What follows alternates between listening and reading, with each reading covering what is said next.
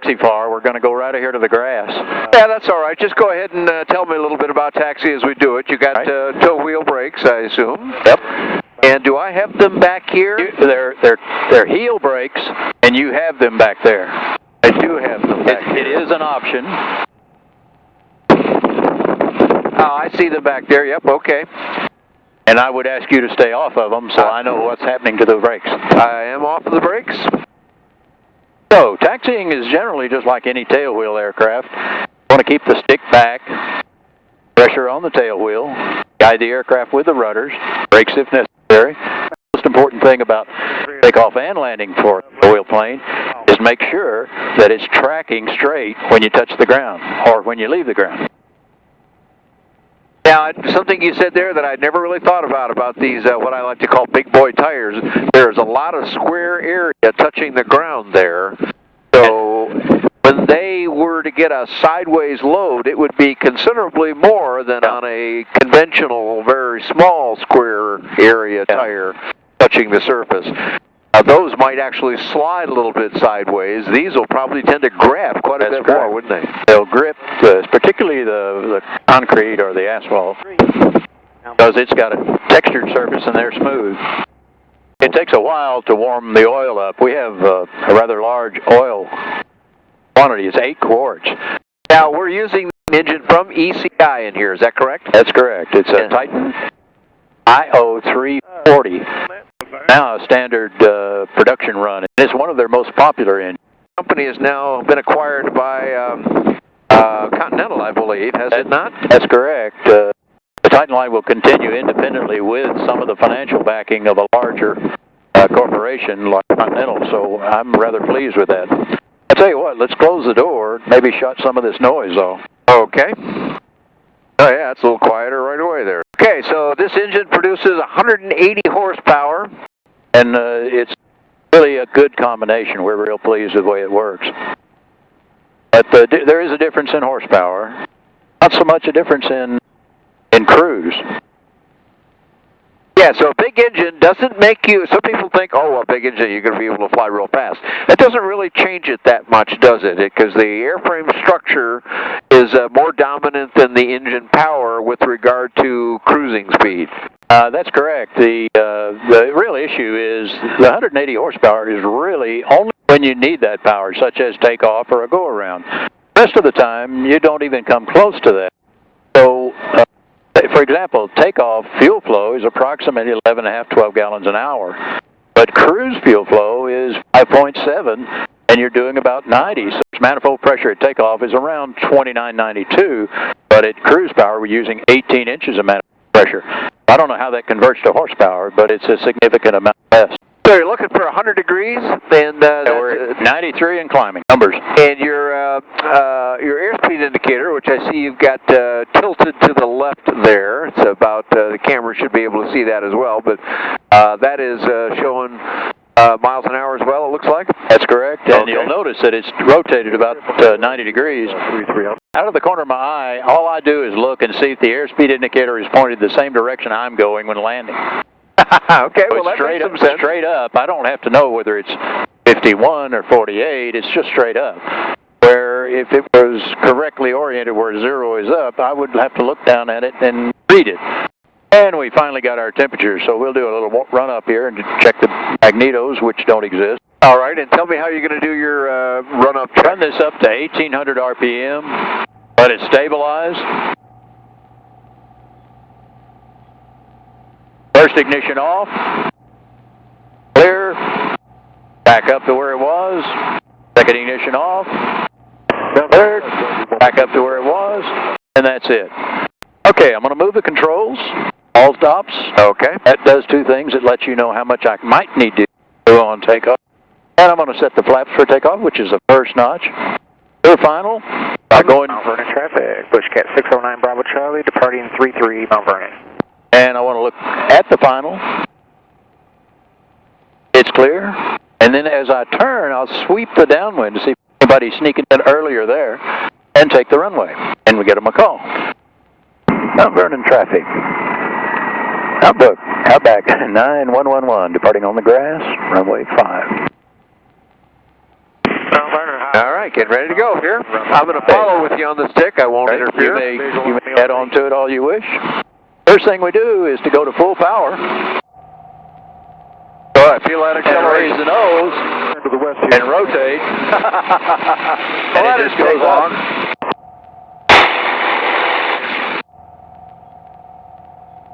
And then pull the power back as we rode.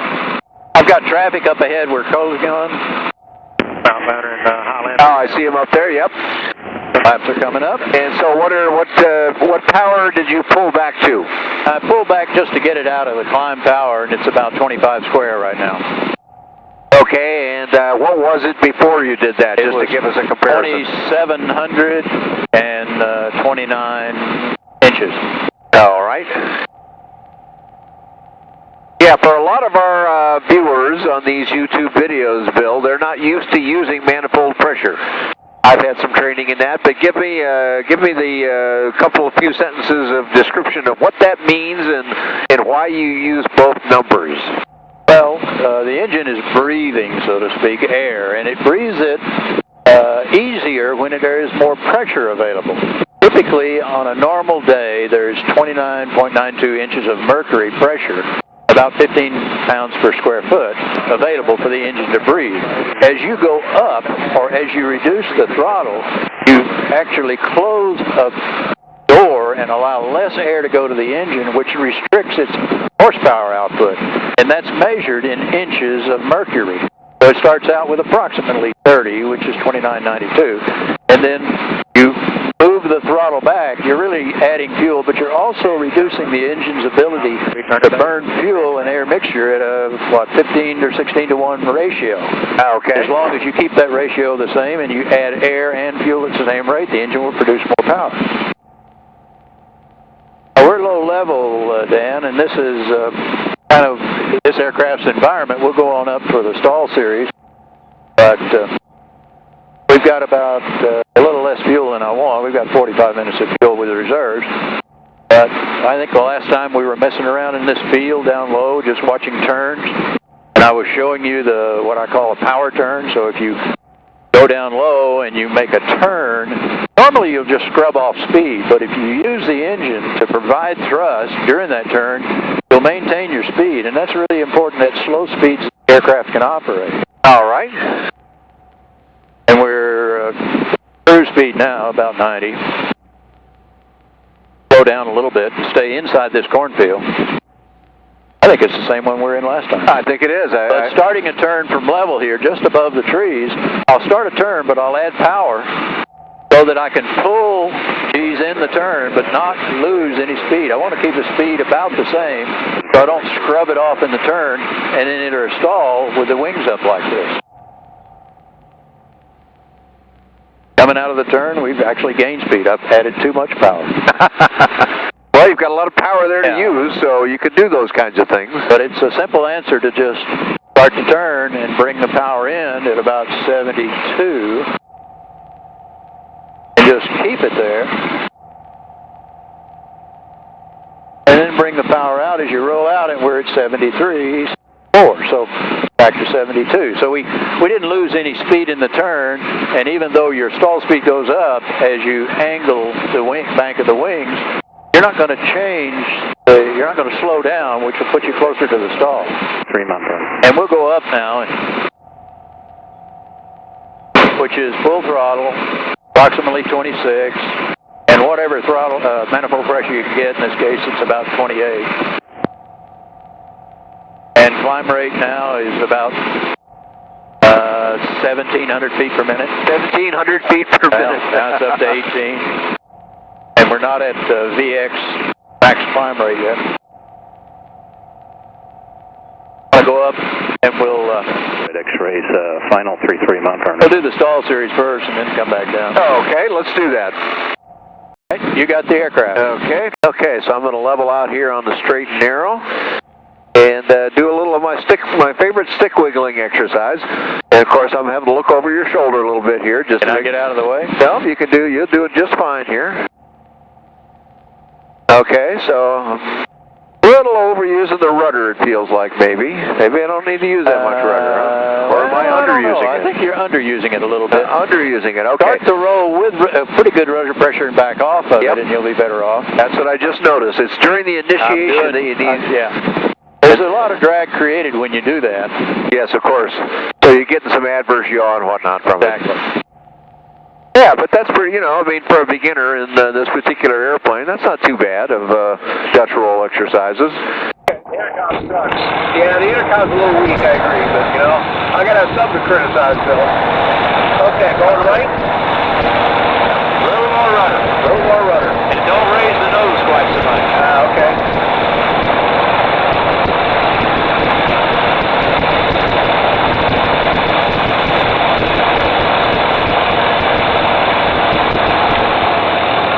That was the perfect amount of rudder.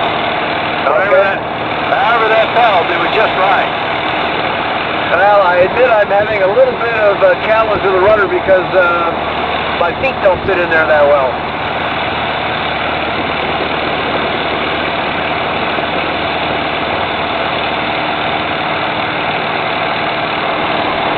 So let me do this thing here now, you know, the old Dutch roll bit. To get it nice and true, okay?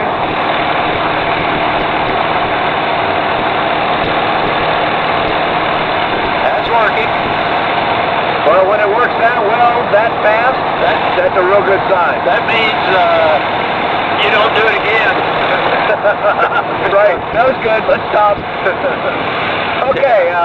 Let's see a stall in the airplane, Bill. Let's go up a little bit. Okay. I'm going to goose some power.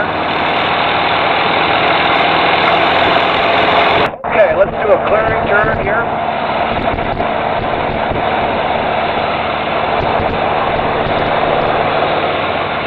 Nice part about the overhead is you can clear above your wing. Yeah, I like that. I like that a lot.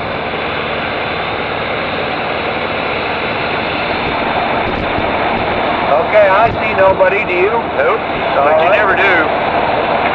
How many times you done that you've seen someone? Yeah, well, I don't want to admit that on video. But... oh, is this recorded? Oh, yeah. Oh, no. Okay, so power's coming back. Bring it on back. You'll have to keep the nose up, and I'll work on a little trim for you. Okay. And the wheel trim is right down there near my left rudder pedal. All right. Stick is coming back gently. I'm going to do this real gentle. You can feel the pressure coming off. Oh, yeah. Now watch. The airspeed will go away. There's no airspeed here. We're relying on the, there you are, 32. Wow. But I'm just holding it in stall, no problem. Yeah, look at that. Sit there and we're just straight. Yeah, a little bit of porpoising, but slight forward motion, and I see the. I like the way you had your airspeed, your second airspeed indicator there. Yeah, this is really so you can see it. We've ordered one that's marked, but we set that up because this one goes to blank about 35, and I'm still maneuvering there. Ah, okay. All right, let's see. What's our altitude? 1900.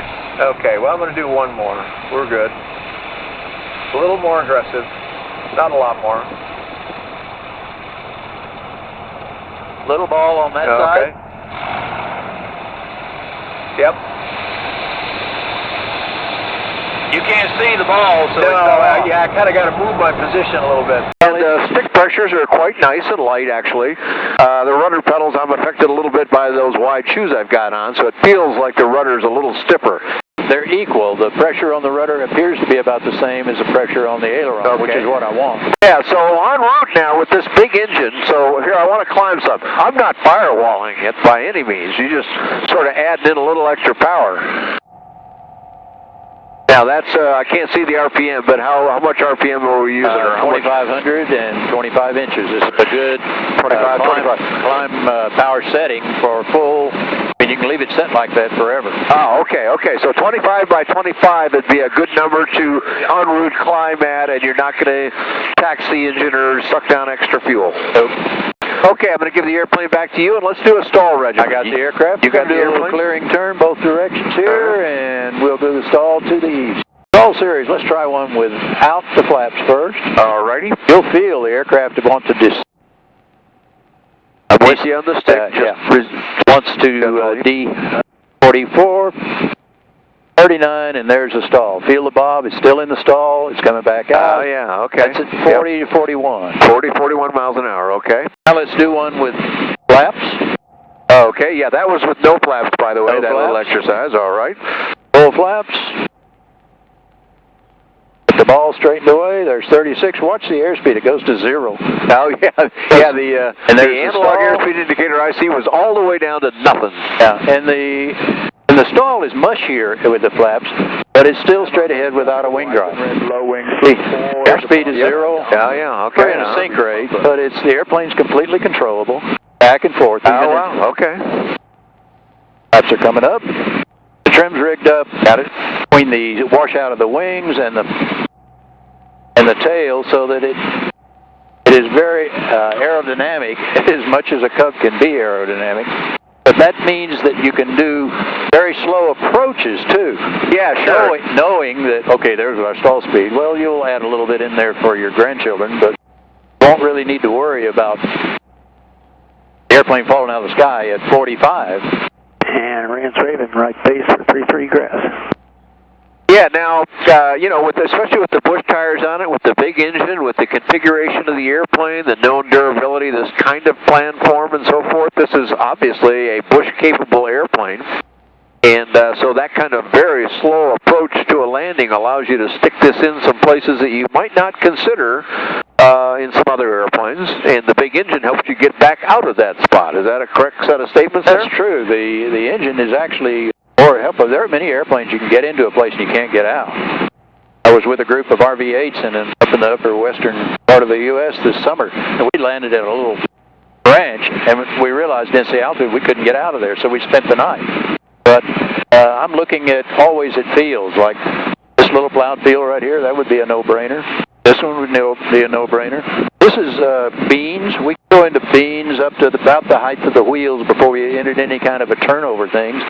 Corn is not a good thing. It tends to grab you and it's tall. Yeah, it's tall, so we need to do some steep turns. So I would like to do the steep turns. You got it. Your caravan is yours. Airplane is mine. Okay, so let's see. Where's the airport here? I was looking down at my Straight camera. ahead. Let's go back the other way. So let's cut back this way. Or just start the turn, yeah. Yep. Yeah, we're far enough away from it here, and our altitude is currently showing 1,200. About 1,200.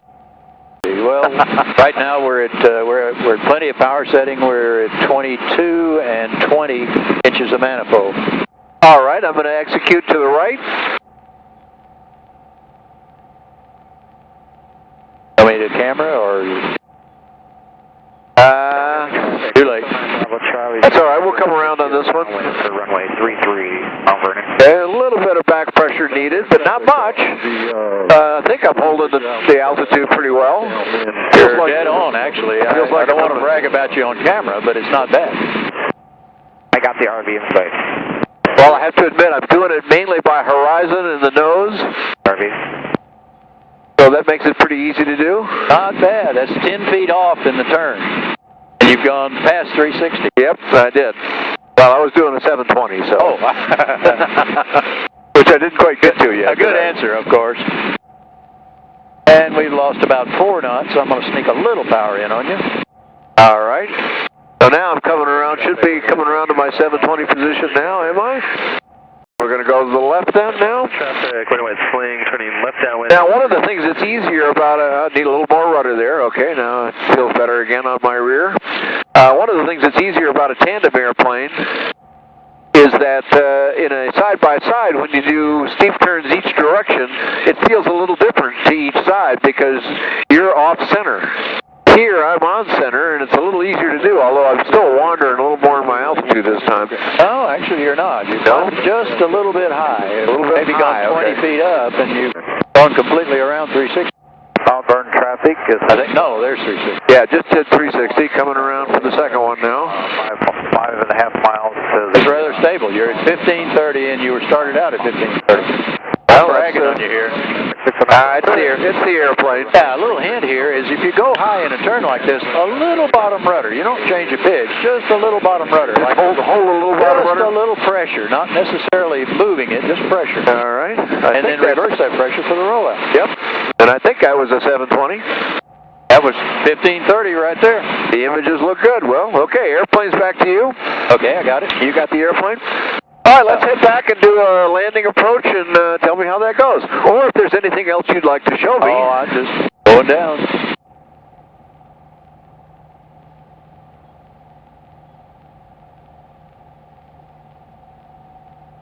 It's actually got great visibility too. I'm always pleased with the horizontal as well as the vertical. In a turn, I do tend to lift my wings and look at the lower part of the horizon, but as soon as I get into a bank, I can see out the top. Oh yeah, you got tremendous. I can see where we're going.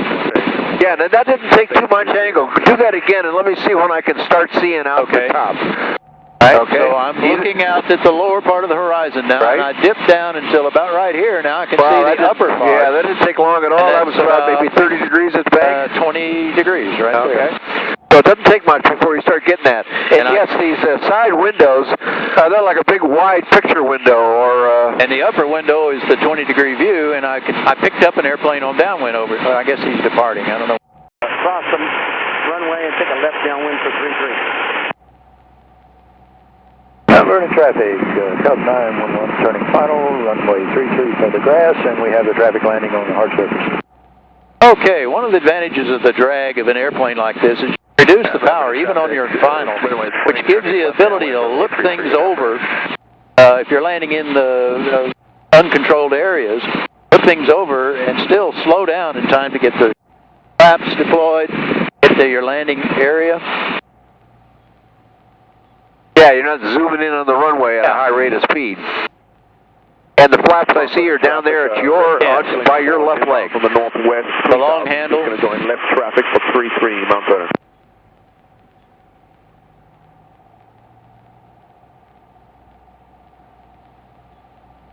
There's a strategic tree located right there at the end of the runway. I don't know if they could have put the runway over the other side, it would have helped a lot. Okay, flaps are set, fixture's rich. And how much flaps are you using? I'm using full flaps, which is 40 degrees. 40 degrees, okay. Yeah.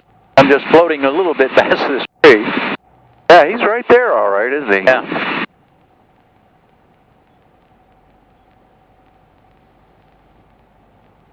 Over the runway?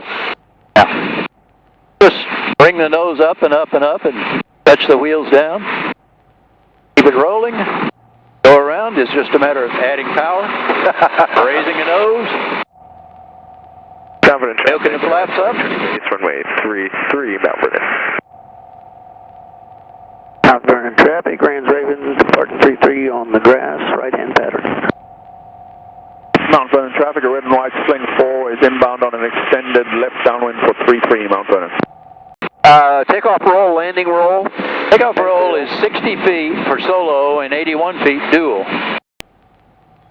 The airplane can develop a sink rate, and the engine is what you use to stop it. You don't raise the nose. White and red Sling 4 is on the left downwind. You're really slow. 33 Mount Vernon. A little bit gusty, but that's just a good excuse. Yeah, there's our friendly tree there, right exactly on the landing approach and very close to the runway, but... Need to hire some beavers for next year.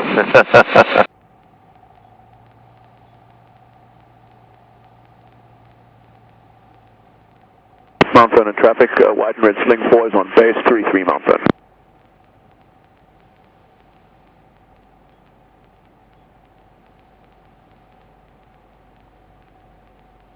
And those big tires sure make every landing nice and soft. They just make me a great pilot, that's all there is.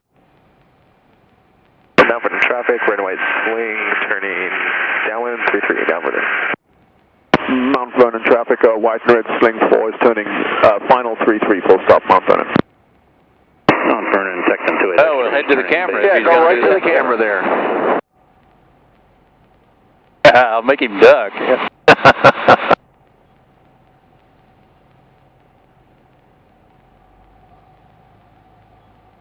Oh, he's showing off a little bit. Look at this thing turn. Whoa, that'll make you dizzy almost. That's such a tight turn, that's fun. And we're going the other way. Oh, just talk about craziness. We're having more fun than we did in the air Break almost. that tail wheel off. Don't do that. No, I mean break it loose. Well, don't break it off either. That'd be bad form. All right, he probably enjoyed that. Here's another thing. You cross something, you cross right at the light. Now, see how close those lights are? Yeah. That tells me I'm not sure there's a light not in front of us, so I'm going to actually do that kind of turn to show you that it's a useful turn. I see, yep. So I'm looking to see, is there a light right in front of me? Now I see there isn't, I can turn back. Right. So it's not completely a gee whiz thing that you can use, but it does let you know. If you cross off the grass or onto the grass, you want to cross right next to a light. Generally, there's not one right in front of you. Yeah, have the opposite serious. They're usually about 100 feet apart. But I saw how close these were, and I stopped for a minute and thought, aha, teaching moment. Very good. Mount Vernon, 1 Tango, Lima high wing on the downwind for runway 33, Mount Vernon. All right, well, that was great. That was unscripted. Bill Canino, SportAir USA, showing off in the Outback a little bit, the Savage Outback. The big engine. This was a nice day to go flying, as it turned out. You really brought the sun out. Okay, powering off. All right, power down. We're good.